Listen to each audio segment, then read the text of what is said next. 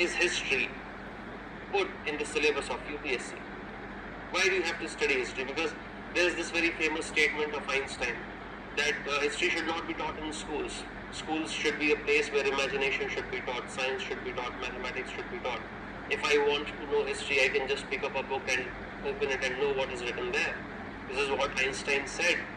But just because he was a genius, he was a great physicist, he was a great mathematician, does not mean whatever he has said is correct. Right? There are some foolish statements made by very wise people also. Just because a wise person is saying something foolish, you shouldn't appreciate it. The point is that we need to know history. We need to know history because it is said that history repeats itself.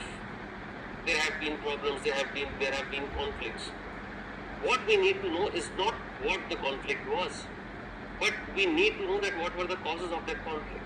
We need to know that what were the consequences of an event in history, so that if there was something good, we can repeat that good, and if there was something bad, we can avoid those bad things.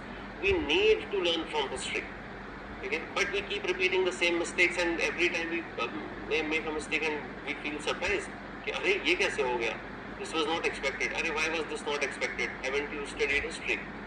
Okay. So you must study history, not read it. You must study history. The reason why it has been kept in UPSC syllabus, you will see that history is a detailed syllabus is given in prelims. In GS1 paper for your this thing, mains also. History is there in GS paper 1. Technically, history, geography and Indian society. History, geography and Indian society. They are kept in one paper, GS paper 1, as far as mains is concerned. The reason is that if you are preparing for this exam and you are preparing for this exam to get a very good rank, once you will clear the exam, what will you be? You will become a bureaucrat. Bureaucrat is technically executive, okay, non-elected permanent executive.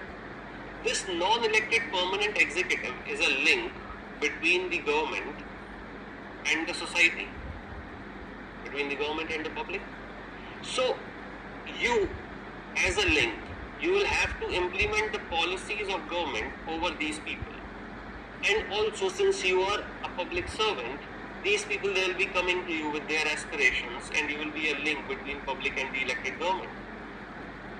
So you are a link between the government and the public. You are talking about their aspirations to the government, elected government, and you are implementing the policies amongst those people, the people who are there, the public. Now, if you want to implement those policies, there should be some trust.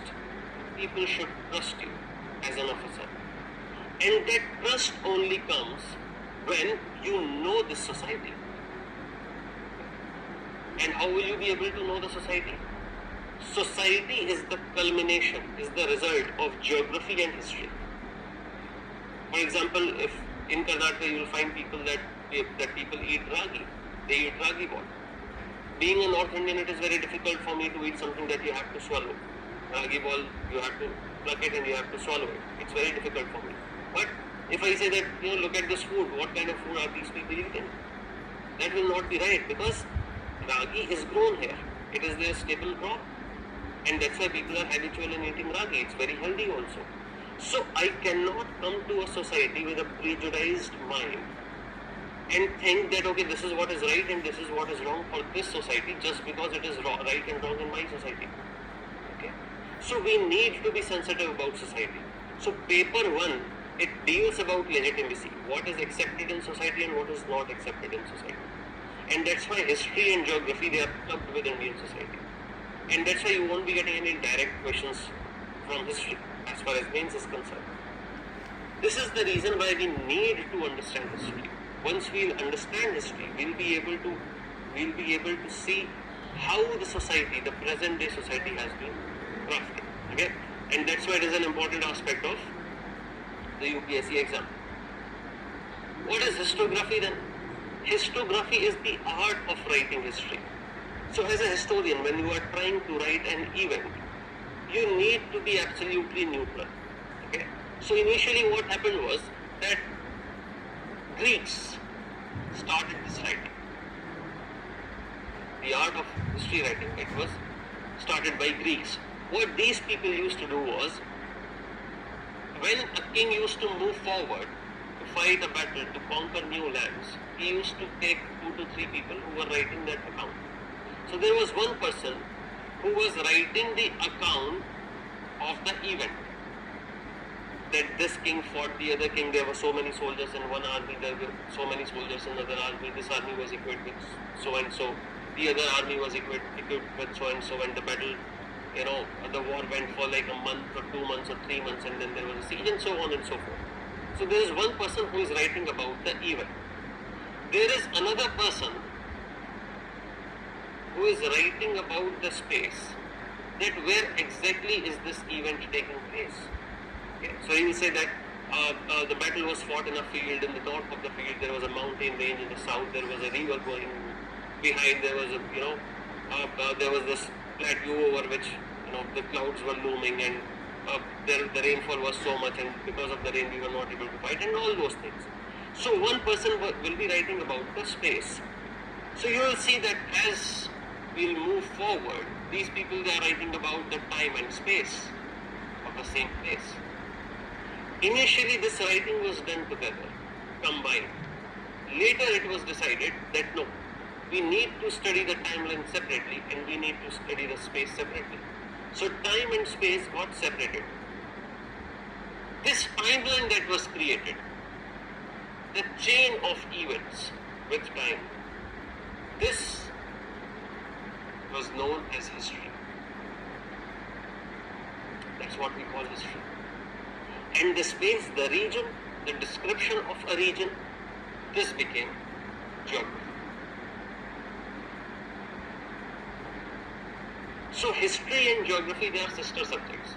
That's why there are some people who can teach geography and history. Wow, kya baat hai. So as far as history writing is concerned, you need to be absolutely neutral when you are writing about an event. A historian has to be neutral. But do you think history is neutral? Do you think while writing about an event you can be neutral? You cannot put in your prejudices? It's very difficult. Because whoever is writing, that person is bound to provide his own thoughts about his own analysis of the event.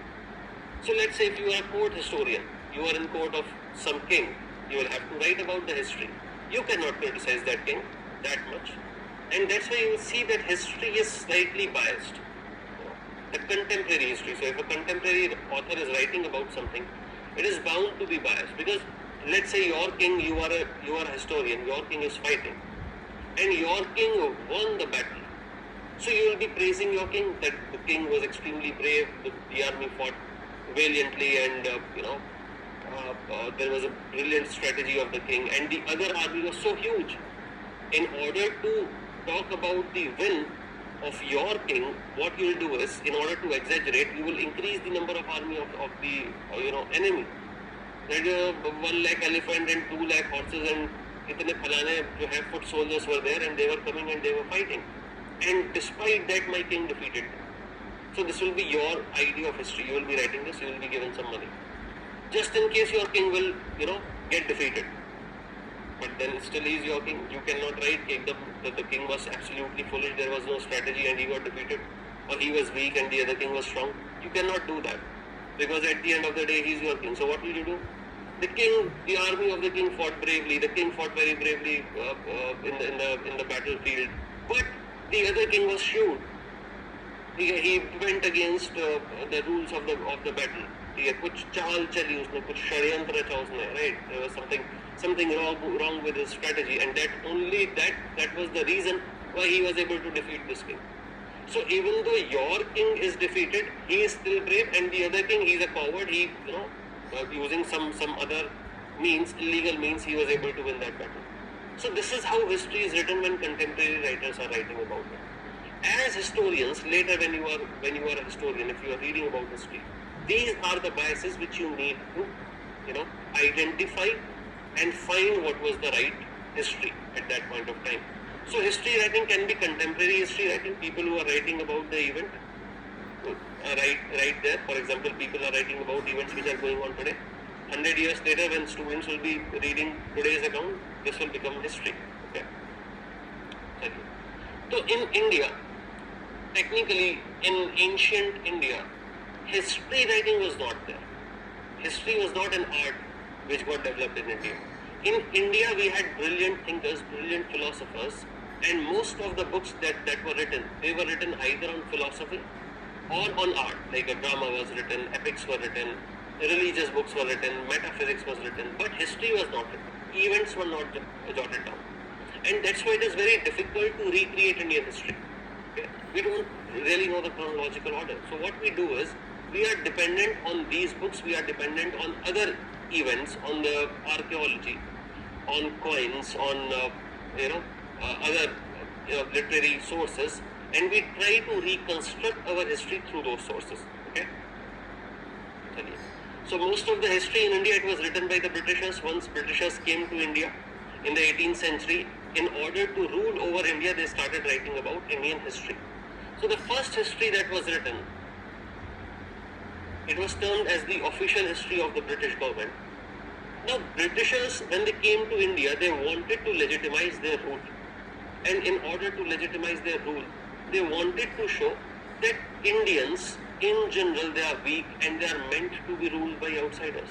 So they are uncivilized, they are unruly, they don't know how to rule over themselves. India is a land of snake charmers and tigers and mosquitoes, and people are not civilized. So it is the white man's burden to civilize them. This is how they used to say that we have come to India because it is a white man's burden, because we are civilized, so we will have to make them civilized also. So they tried to show India in a really, really bad light, okay, at that point of time. Then there were independent European writers who actually analyzed what India was, and they praised India. They were inquisitive about India. They appreciated the culture of India. Then came Indian scholars. Indian scholars, after most of the Western educated Indians, when they came to India, they realized that the history which Britishers are writing, it's very biased. We need to write our own history. So they started praising India. Okay, they started writing good about India. Now in Indian historians also, two type of historians came. One were educated secular historians. They used to write, they used to praise India, but they also accepted that there were certain problems in Indian history. There were certain things which were not right. For example, untouchability. For example, sati, the idea of Jauhar. Those were the things which were not right. However, there were right-wing historians also, जिन्हें कुछ गलत दिखता ही नहीं था. They were like, India was great, India is absolutely great, whatever was there at that point of time, that was all right. Okay, and the modernism is something which is wrong. So there also, however, both the ultra-nationalists or the nationalists, they tried to show India in a good light. So most of the history that we study now, they were reconstructed through these mechanisms, a result of all these things. Then came the Marxist historians. Marxist historians, they did not look at history as a chronological order of things. Marxist historians, they looked at the history as a timeline of conflict. That there has always been a conflict between the people who are holding the sources of production, who are ruling, who are oppressing, and the people who are being oppressed, who are being ruled over.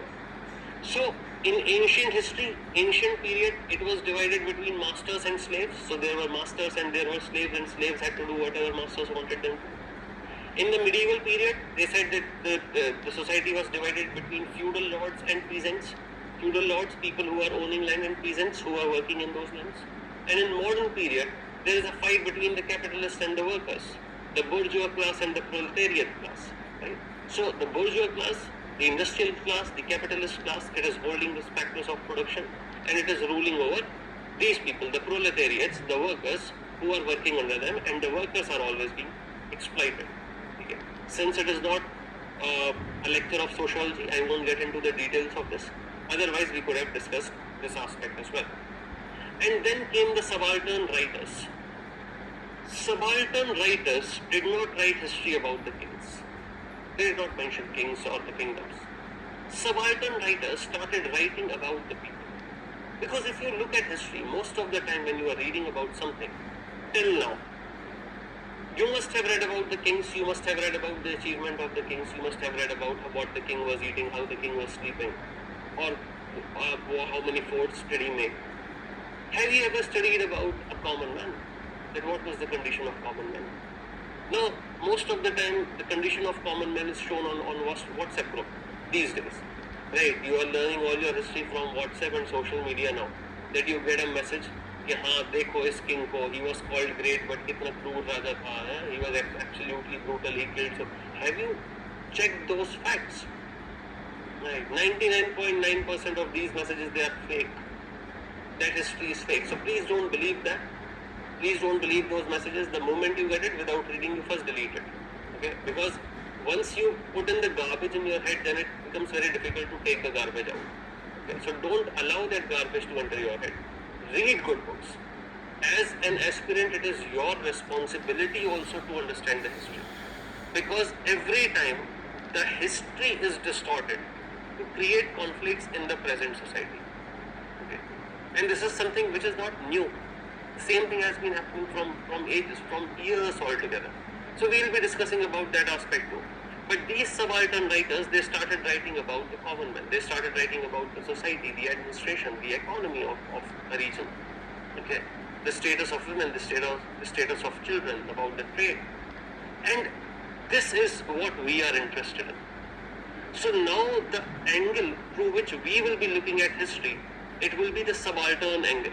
Okay, and UPSC is also asking questions on this aspect. Okay, UPSC is not asking question about the kings, that who was the son of so and so king. No, this question is not being asked. The question is being asked about the changes which a king has brought. What was the condition of women? What was a new innovation in the market, in the administration?